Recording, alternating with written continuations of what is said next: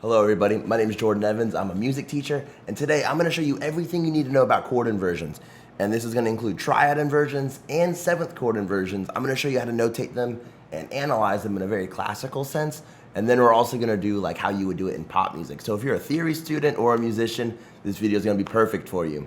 So let's just jump right in. We got, in music, let's just take the most fundamental chord, the triad. So if I took a C major, I'll play it right up here. C, E, G. If you're here, I'm assuming you know that, but just a quick review. We have all of our thirds. It's just skips. Anywhere you start, there's always going to be thirds, and it makes different chords. So like we have major chords, minor chords, diminished chords, augmented chords, etc. And then furthermore, seventh chords, like a major seventh, dominant, minor, half diminished, fully diminished, etc. So we're going to talk about how we're going to notate these in inversions. And all an inversion does is say I take my root position. That's what we call it. So I'll write that down. That's important. And I'll just write it right here so you can remember it. Oh, no. Okay, it works a little bit. Root. And anytime a root position is, whatever the name of the chord is, that means that that is the chord we're playing. So if I'm playing a C chord, C is at the bottom. C is in the bass. This is a root position C chord. In triads, we have two other options, and this just means whatever the bottommost note is taking precedence. So in this case, root is C, E, G. But what if I took this E and I put the C up here? Same chord, but now we have a different color. Furthermore, G, C, E. Those are the only three combinations because I have three notes. Root, first inversion, second inversion, root. And it's super helpful to just go through, play those. And bum. You can arpeggiate them. Like that. All right, so we have root, first inversion, second inversion. And I'll just notate them right here. Say this was a treble clef, and I have a middle C right here, an E, and a G. That's my root position chord. We actually don't have to put anything next to it. You can just say root. The next one, if we put our E in the bass, boom, boom, and then a C up here, we're actually calling it, we're going to use a number system to evaluate these based on the intervals. And what an interval in music is, it's the distance from wherever you're starting. So if I start on a C and I play a D, the happy birthday interval, it's going to be a second because I'm just going up two. And it's based on the letters. So if I went up to E, that's going to be a third. C, D, E, C, D, E, F, that's going to be a fourth. But if I go to an F sharp, that's still a fourth because it's C to F. But likewise, I can play that same note as a G flat, and that would be a fifth interval because C, D, E, F, G is 5. So in this case, root position, we have a 1, 3, and a 5 interval from the 1. For this one, let's start on the E. This interval right here is a third. E, F, G. 1, 2, 3. And then from the E all the way up here to this C, 1, 2, 3, 4, 5, 6 is a sixth interval. And boom, look at that. What we call this kind of interval is a 6-3 inversion. So any chord that is played, so say I took D major, D, F sharp, A. In the first inversion, now we have D, F sharp, A, D, and that is a 6-3 chord. But if you ever see this in music, we're gonna take that 3 away. So it's just gonna be called a 6 chord. The next one, if we take this G, I might need to go get another marker. Yeah, I'll be right back. All right, so if we take this G, there we go, woo! All right, G to a C to an E. Now, oh, that was so much better. I'll highlight these in so you can really see them good now. 6. So from the G, let's count up to our next note, C. G, A, B, C, 1, 2, 3, 4, that easy. And whatever instrument you can do, whatever instrument you play, you can do this stuff. So if you're a theory student who plays violin and you don't have the advantage of singing on the piano, you play that interval. G, A, B, C, 1, 2, 3, 4. So this is a fourth interval. And then this, G to E, 1, 2, 3, 4, 5, 6. So we actually will call these 6-4 intervals. So a root position has nothing. First equals 6, second equals 6, 4. And the way we put this in music, this is going to be the quickest Roman numeral analysis lesson ever. Typically in a key we have 7 chords. C, which is 1, D2, E3, F4, G5, A6, E7. Then we're back to where we started. So what we'll do, say for a major key, we have Roman numerals. So like a Roman numeral 1 indicates a major 1. Roman numeral 2 would indicate the minor 2. So that's my minor 2, major 1, minor 2. If I made that an uppercase 2, and then lowercase 3, uppercase 4. And we use Roman numerals because it translates into any key. If I switch to E flat, major 1, minor 2, I picked a challenging key. Minor 3, major 4, major 5, minor 6, etc. Major 5 would be like a G in the key of C. Minor 6, and then diminished 7. They always occur diminished in whatever key you're playing if you play just the notes of the key. So if I take one of these symbols for this, I'm in a 1 right now because these is all C. If I want to play a first inversion, I just write a Roman numeral 1 in the key of C. If I want to do a first inversion, I just put a 6 right there, indicates that. If I want to do a second inversion, I put a 6-4, just like that. So let's do another example. In the key of C, if I said a major 4th, that is going to be in a first inversion. All we're going to do to find that, let's start. We're in the key of C, go up 4. 1, 2, 3, 4. Now we have an F chord. To do the first inversion, we have to just take the first note that's not the root, so A, and then put the F up there at the top. That easy. And what's super really practical about this is just remember these intervals. 6, 6, 4. That's all we have to remember. And the best way to practice these, hands together, go through every single chord. So C, C, E, G, first inversion, second inversion, root. You can go to the next key. Now we're in D flat. First position, or root. First, second, root. And go to D. Get your triad, root. First, second, second, root. Root position for E flat. First, second, and it takes a little bit of time at first. I mean, it's taken me years of practicing technique to get those where you can just do it right off the bat. But let's talk about 7th chords now. So 7th chords are just triads that we're adding an extra note to the top of it. It's adding an extra skip. So in the key of C, C, E, G, it can't be the A, it can't be the C, it has to be the B, because that's the next skip up. And in regards to quality of major 7th chord, there's a lot. We have the regular old major 7, we have the dominant 7, the minor major 7, we have the minor 7, half diminished, fully diminished, and there's 5 of them. That's all of them. This isn't going to be a video about those qualities. If you have more questions about it, let me know. I'll make a video. But for right now, we're just going to talk about the 7 notes. So now we have 4 interval options. So we have the root position, the first inversion, and these sound so cool. I mean, I'm telling you, the way you move these around, they have totally different colors. I'll do it down here. It sounds a little better. Root, first inversion, second inversion. That one's gorgeous. Oh, I love this one. This is the third inversion. And then we're back to the root. And just me playing those different inversions, say I put, no, I won't do that in the left hand. But that just gives you so many ideas for like how you could arrange your chords or like in songwriting. Especially that one, and then this one. They're all so beautiful. And then finally back to root. So all you need to know for these to learn your inversions is 7. This is the bad one. All you need to know is 7, 6, 5, 4, 3, 2. And these go together. So it's 7, 6, 5, 4, 3, 2. Those are how we notate all of those. So if you can just count down from 7, you got it. And let me show you why. So say we're back in the treble clef. I went to music school just to learn how to do that. Let's see. So say we take our root position. Let's start down here on middle C. And now we have the 7th chord. C, E, G, B. Those probably weren't even the notes. C, E, G, B. No, not close. Let's see. So this is going to be our root position. I'll write that down here. Root. And down here, I'll write the Roman numeral analysis for it. 1. But we put a 7 next to it just to indicate that it's a 7th chord. Which is, yeah, perfect. There's our first one. I was getting ahead of myself. So boom, we got that taken care of. We just write 1, 7. For the next one, And that's just telling us, hey, add a 7th note to the top of it. For the next one, we're going to take that C and add it later. So now we have E, G, B, same ones. We're just going to put a little C right up here.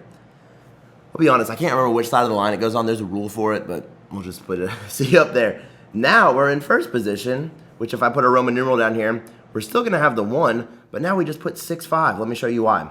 For this one, our intervals are 3, 5, and 7. So technically it's 7, 5, 3, but to make it abbreviated, we just write a 7 right there. Now our intervals are 3, 5, and 1, 2, 3, wait.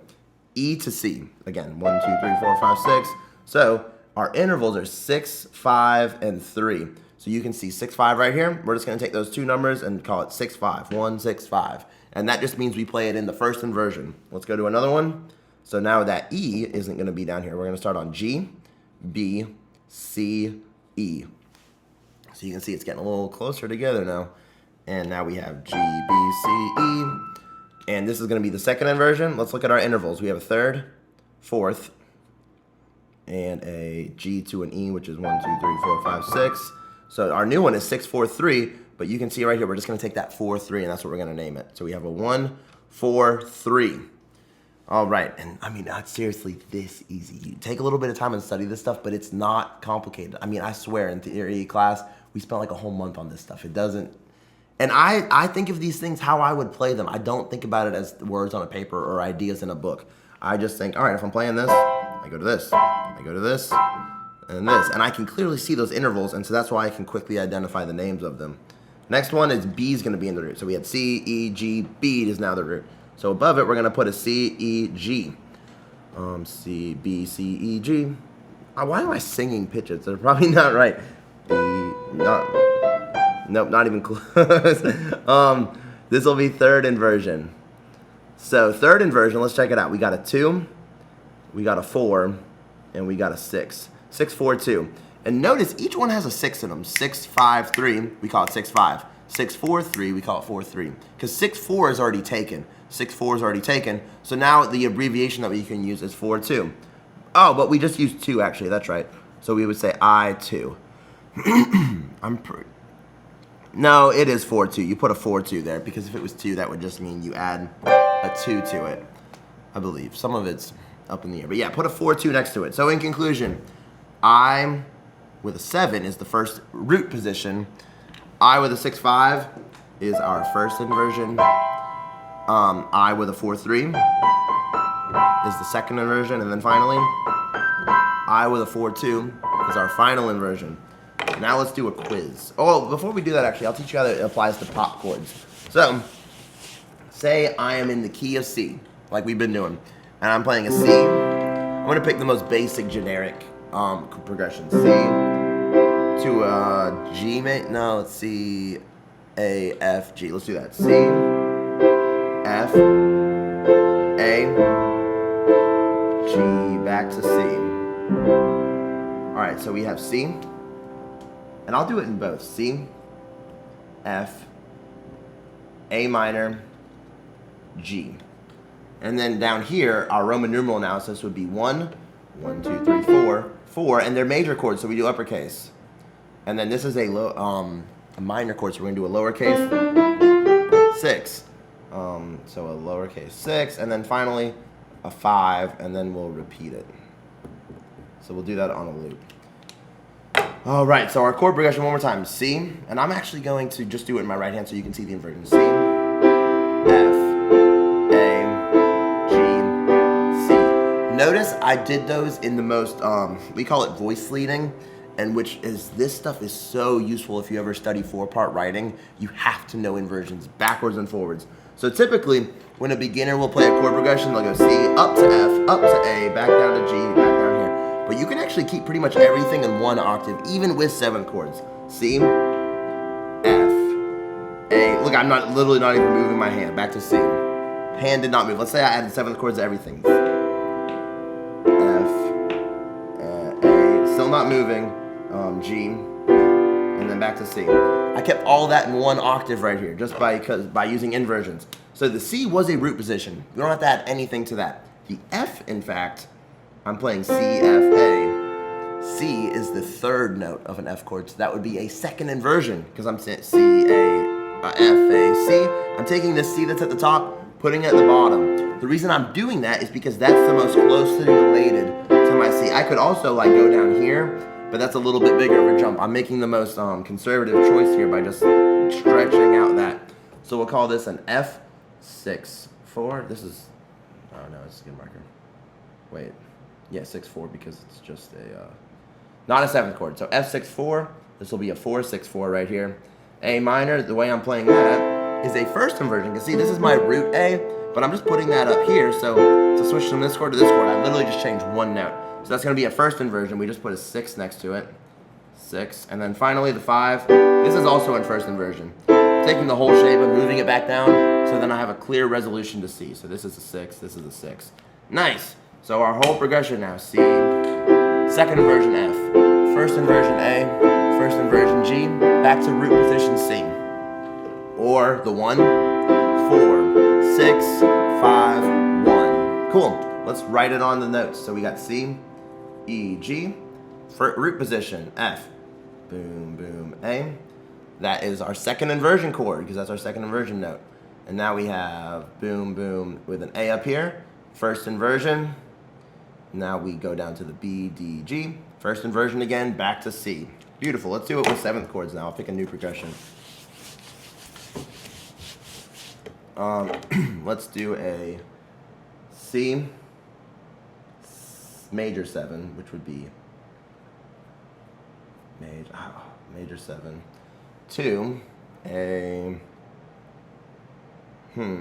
a minor 7, I guess that would be cool. To a D minor 7, to a G dominant 7. And it's okay if you don't understand the functions of all those. And then down here, I would just write 1 major 7, same way, to a minor 6. And then for this, you would just say minor 7. So for these also, you could just write an uppercase M and a lowercase m. I'm just being even more specific. Here we would have a 2. That's how that would look like if I didn't fill it out all the way, minor 7. And then for this last one, you just write a 5/7. We don't put anything next to it because it's how it occurs in the key. We don't have to make any modifications. All right, and then we'll repeat it. So for the C major 7, we just add a B at the top to complete the 7th. To get to this A chord, believe it or not, that's an A7. The whole C chord exists in it, so all I have to do is make my B into that. So now we have a first inversion 7 chord, and like that. And then to get to the D minor 7, that would be the easiest way. We have a C, D, F, A, and then to get to the G, it'll be that, and then we're back. So let's talk through that. We have a root position C. Nice, keep it just the way it is. For the next one, A minor 7, we're gonna have a first inversion. So for that, we would take away this little 7 right here for both of them. And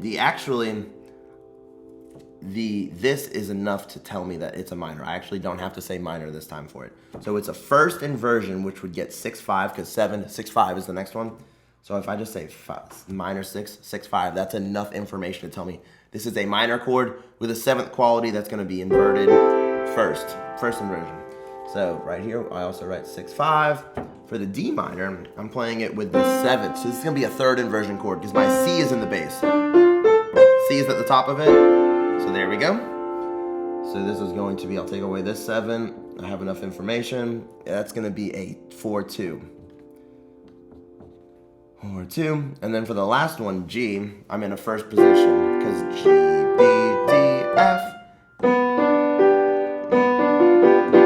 I got the B right here, so that's first inversion. So that also gets a 6/5. But for this one, yeah, I just don't write major next to it, so that way they know that it, or whoever's playing it would know. So there's 6/5. So play through this progression, C major 7.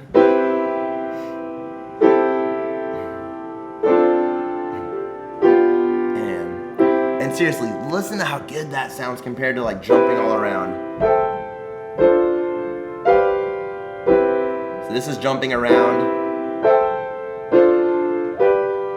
with inversions. Sounds so good. And then you add a little rhythm to that.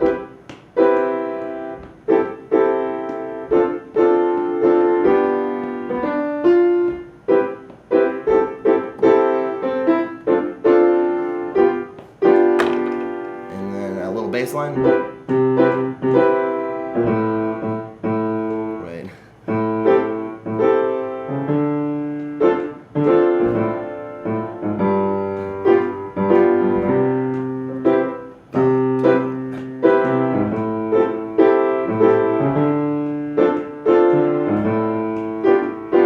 What's wrong though? All right, you get the point. I was going for too much, but so this is our pop analysis that we can use our 7th chord inversion or our chord inversion for, and then our traditional Roman numeral analysis.